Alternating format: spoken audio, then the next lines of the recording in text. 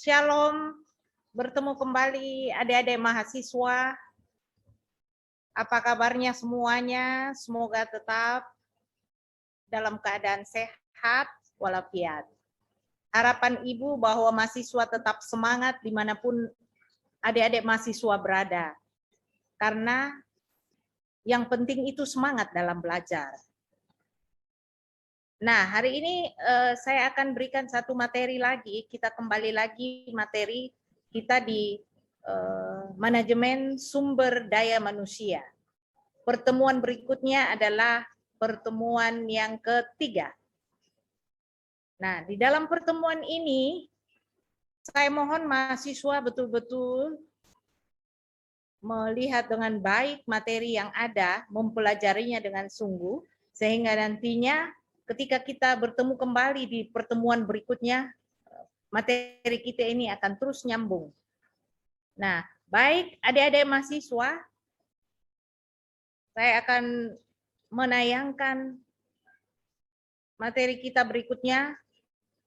Di dalam pertemuan ini, kita sampai pada materi mengenai memahami konsep aspek yang berkaitan dengan fungsi perencanaan dan pengadaan sumber daya manusia.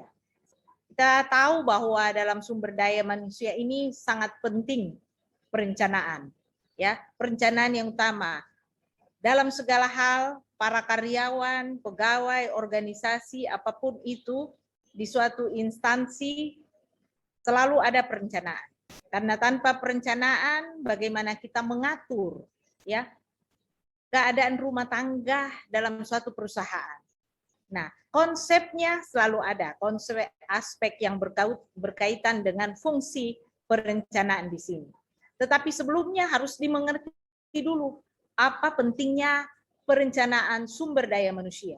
Kalau kita mengerti tentang perencanaan sumber daya manusia ini, maka kita tahu menjalankan aspek-aspek yang ada di dalam perusahaan. Tentang arti pentingnya perencanaan sumber daya manusia. Ya, perencanaan sumber daya manusia dilakukan dengan baik dan benar. Ya, bagaimana itu melakukannya dengan baik dan benar? Ya, bagaimana daya pikir sumber daya manusia, daya pikir, daya fisik itu perilaku, ya, yang ada di dalam suatu lingkungan organisasi atau dalam suatu instansi, ya, kita harus lihat di situ bagaimana prestasi kerjanya dimotivasi oleh keinginan mencapai kepuasan. Karena sumber daya manusia itu, ya, itulah yang akan melaksanakan tugas-tugasnya dalam suatu perusahaan. Nah, ini dilihat dari sifatnya. Kita bisa lihat dari sifat-sifatnya ketika karyawan bekerja. Ya, apakah dia puas atau bagaimana? Inilah perlu arti pentingnya perencanaan. Ya. Berikut. Bagaimana dengan proses perencanaan sumber daya manusia? Perencanaan sumber daya merupakan sumber daya manusia ini kita tahu bahwa itu merupakan fungsi pertama dalam manajemen sumber daya manusia. Kalau kita juga belajar tentang pengantar manajemen, maka ada fungsi-fungsi di sana, fungsi-fungsi manajemen. Ada perencanaan. Kenapa selalu perencanaan yang utama? Ya, karena perencanaan ini harus sesuai tujuan yang akan dicapai. Makanya kita perlu berencana. Ingat itu semuanya ya, bahwa di dalam apapun dalam berkarya, baik dalam organisasi, baik dalam perusahaan, baik dalam membuat suatu bisnis, ya, apalagi ya, perlu perencanaan. Perencanaan ini yang sangat diutamakan. Untuk apa semuanya? Untuk mencapai suatu tujuan. Ada tujuan yang ingin kita capai, makanya dibuatlah satu perencanaan.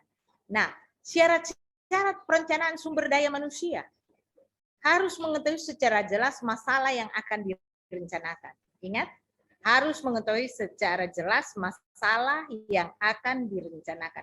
Apa sih masalah ini? Ya, apa sih yang akan kita mau capai? Nah, itu pertama konsepnya. Kemudian harus mampu mengumpulkan dan menganalisis informasi tentang sumber daya manusia. Orang-orang yang bekerja ini harus kita tahu, ya. Informasi-informasi yang kita dapatkan itu menganalisis, kita analisis informasi tentang sumber daya manusia yang akan dipekerjakan misalnya, atau yang sudah ada dalam perusahaan misalnya, ya.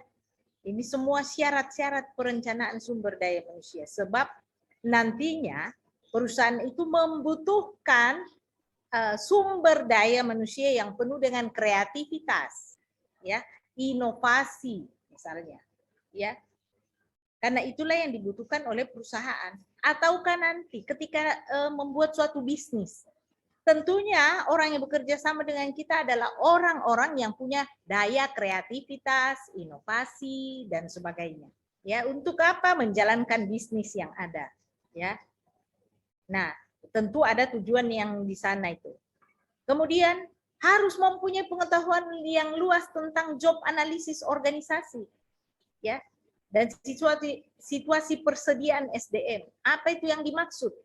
Mempunyai pengetahuan yang luas tentang job analisis, ya, tentang jobnya, tentang tupoksinya, tugas pokok masing-masing. Nah, itu karyawannya harus dimengerti dulu. Misalnya saya sebagai marketing, saya harus tahu job analisisnya, ya. Misalnya saya seorang akunting, saya harus tahu job analisisnya. Misalnya saya seorang administrasi, saya harus tahu job analisisnya, sehingga kita bekerja, ya, sumber daya manusia ini bekerja sesuai dengan tupoksinya, tugas pokok masing-masingnya. Jangan mengambil alih tugas orang lain yang bukan tugas kalian, atau bukan tugas daripada seorang karyawan. Ya, boleh sharing, boleh, tapi ada job analisis yang spesial baginya. Kemudian harus mampu membaca situasi sumber daya manusia masa kini dan masa mendatang. Apa yang dibutuhkan maksudnya, ya? Masa kini, di saat pandemi, ya, atau setelah itu new era, ya. Harus apa langkah-langkah yang harus dipersiapkan. Itu namanya membaca situasi sumber daya manusia. Sumber dayanya yang dipersiapkan di dalam hal ini, ya, untuk menghadapi new era misalnya. Lanjut kita. Nah, agar setiap fungsi manajemen sumber daya manusia itu diterapkan dengan baik, maka perlu perencanaan terlebih dahulu. Banyak hal di sini, ya. Perencanaan organisasi, perencanaan pengarahan, ya. Jadi ada organisasi-organisasi misalnya. Perencanaan pengarahan misalnya, diarahkan sumber daya manusia ini kemana. Perencanaan pengendalian, dikendalikan supaya mengikuti arus atau tujuan yang ingin dicapai. Kemudian perencanaan pengadaan, apakah akan ada lagi pengadaan, direncanakan semuanya. Kemudian perencanaan pengembangan, ya. Apa pengembangan apa? Tentang keahlian, kemampuan para karyawan, ya. Kemudian perencanaan kompensasinya, misalnya, ya, upahnya, bonusnya, ya, untuk para karyawan yang bekerja direncanakan secara matang. Perencanaan pengintegrasian, ya, di mana dan apa yang akan dilakukan, apakah itu sesuai dengan tujuan. Perencanaan pemeliharaan. Nah, pemeliharaan di sini adalah bagaimana apa yang sudah ada dilihat dengan baik, apakah sudah sesuai atau tidak. Ya, kalau tidak sesuai, ya kembali lagi kita lihat di situ. Kalau tidak jauh dari apa yang kita harapkan, kembali lagi, ya. Perencanaan kedisiplinan, harus disiplin sumber dayanya yang bekerja itu, ya, baik waktunya kah dan sebagainya di situ, ya. Kemudian perencanaan pemberhentian, kalau tidak sesuai dengan yang diharapkan atau melanggar, ya, apa yang sudah ditentukan oleh perusahaan, tentu ada aturan-aturan yang disepakati bersama, maka perlu pemberhentian. Ya, semuanya itu ada aturannya. Inilah yang disebut agar setiap fungsi manajemen sumber daya diterapkan dengan baik, maka memang harus ada perencanaan. Bukan hanya satu. Di sini kita lihat ada beberapa perencanaan di situ ya, ada 10 malah. Itu kalau kita dalam perencanaan dalam suatu instansi atau dalam suatu bisnis atau dalam satu organisasi, ya. Inilah sumber daya manusia. Kemudian apa manfaatnya? Ya. Adik-adik mahasiswa selalu harus tahu, ya, kalau belajar itu dalam setiap topik itu harus ditahu apa manfaat. Misalnya, sekarang kita berbicara tentang perencanaan sumber daya manusia. Harus tahu apa manfaatnya perencanaan sumber daya manusia itu yang sudah diterangkan tadi. Misalnya, manfaat pertama di sini organisasi dapat memanfaatkan sumber daya manusia yang sudah ada dalam organisasi secara baik. Itu manfaat perencanaan. Artinya, kita sudah mengetahui bahwa karyawan misalnya di dalam perusahaan kita itu ya sudah baik di situ, ya. Jadi kita boleh bekerja sama dengan dia. Apa yang kita arahkan pasti akan nyambung. Ya. Kemudian manfaat lainnya misalnya melalui perencanaan sumber daya manusia yang matang, produktivitas kerja dari tenaga yang sudah ada dapat ditingkatkan, ya. Kemampuan kerja, produktivitas dari suatu karyawan itu dapat kita tingkatkan dengan adanya perencanaan sumber daya manusia itu tadi.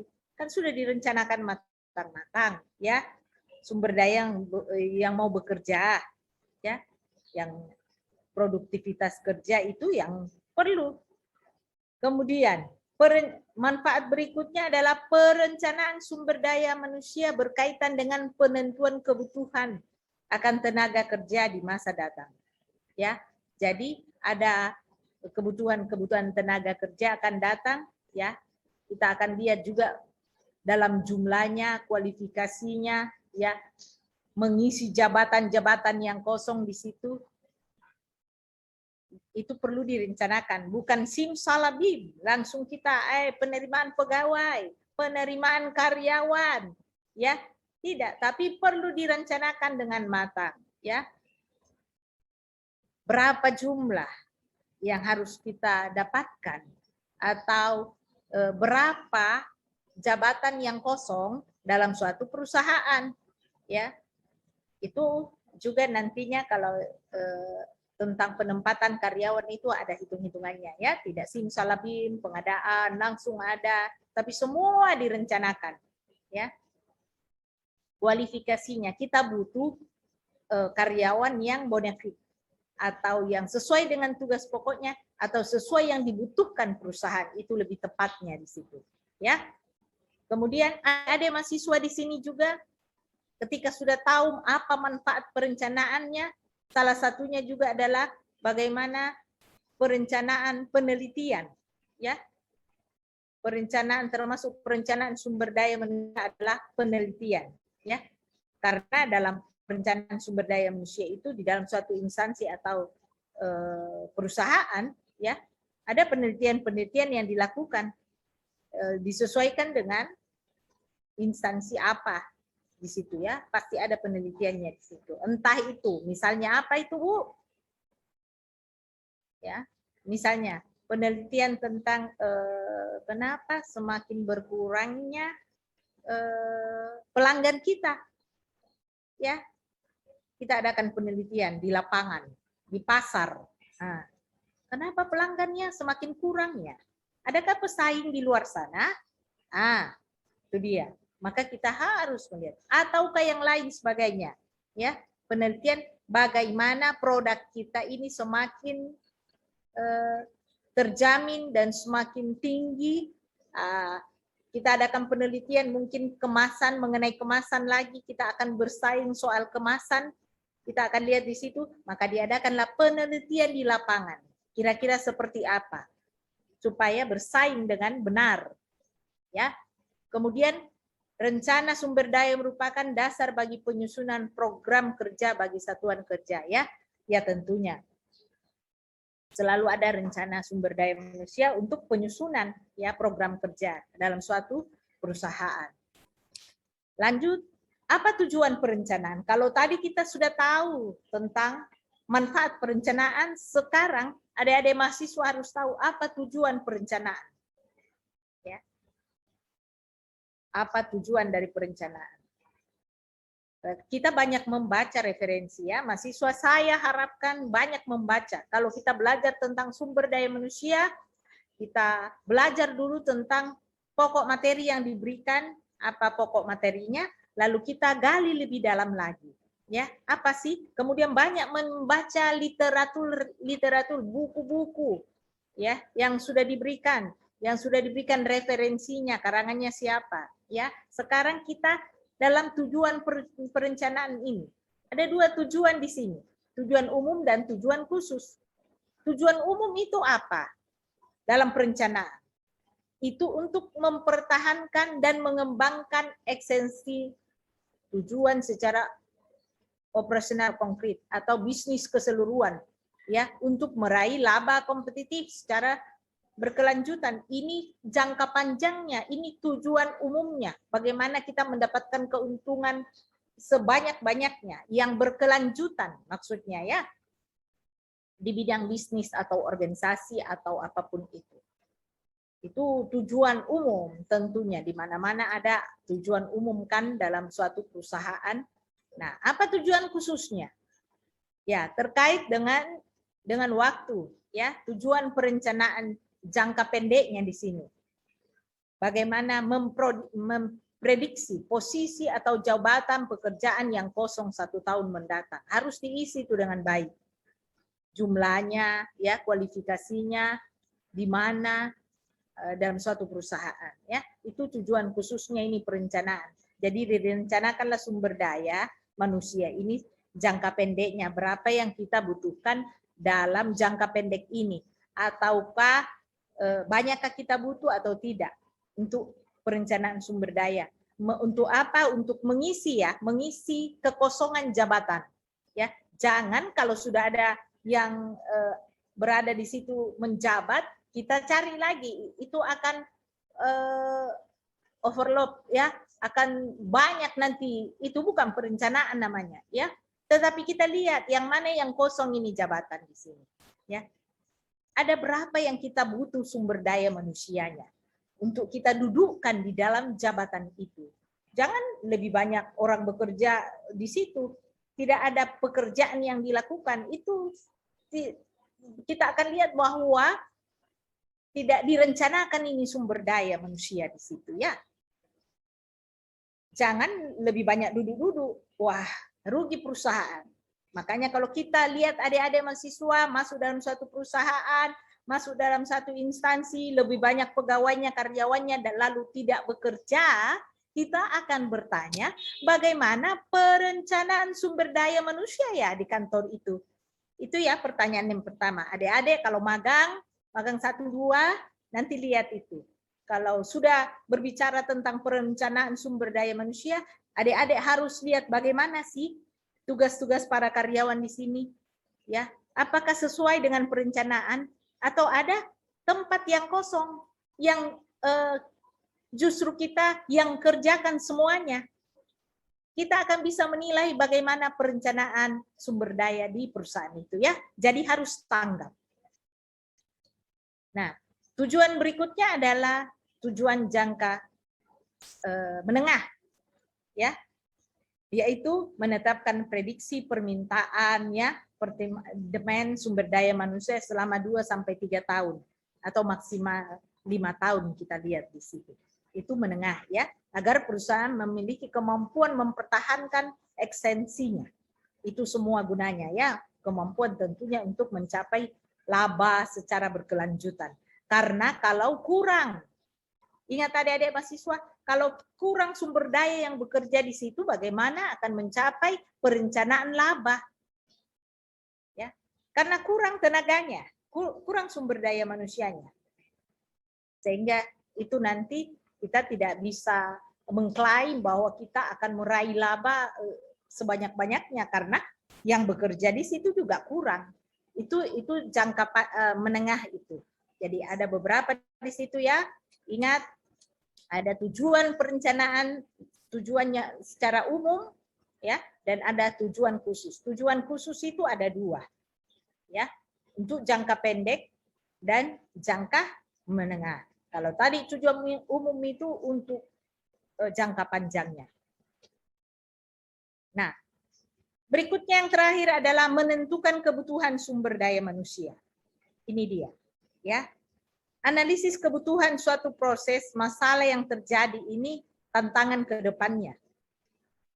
Ya, sumber daya manusia adalah tantangannya adalah jika tidak ada pelatihan dan pengembangan bagi karyawan dan perusahaan. Ingat itu ya. Jadi harus dibuatkan kebutuhan pelatihan dan pengembangan. Ini termasuk perencanaan tadi. Supaya apa? Semakin meningkat kemampuan keahlian para karyawan yang bekerja. Kadang ada hal-hal yang ingin kita capai. Itu sebabnya kita biasa melakukan pelatihan dan pengembangan. Itu perencanaan. Semuanya perencanaan. Jangan dibiarkan karyawan begitu-begitu saja tanpa kita berikan pelatihan dan pengembangan. Supaya apa? Supaya karyawan lebih lagi bekerja. Punya wawasan lagi yang tinggi. Ya. Ini perlu diperhatikan adik-adik, menentukan kebutuhan sumber daya manusia. Nah, yang terakhir di sini adik-adik mohon diperhatikan bagaimana memahami konsep aspek yang berkaitan dengan fungsi perencanaan dan pengadaan sumber daya manusia. Tentunya nantinya akan ada di dalam suatu instansi, perusahaan, tentunya ada perencanaan sumber daya manusia, di dalamnya ada lowongan, analisis informasi jabatan, dan semuanya itu sesuai dengan pendapat manajer, ada persyaratan dari jabatan, metode penarikan, pelamaran yang memuaskan. Ya, semua itu punya konsep. Ada konsep di sini adik-adik. Dan itu nanti pada pertemuan berikutnya kita akan bahas kelanjutan materi kita ini. Jadi untuk perencanaan sumber daya manusia ya cukup sampai sekian hari ini. Kita akan bertemu lagi nanti berhubungan dengan penarikan atau rekrutmen karyawan. Demikian adik-adik mahasiswa, semangat terus.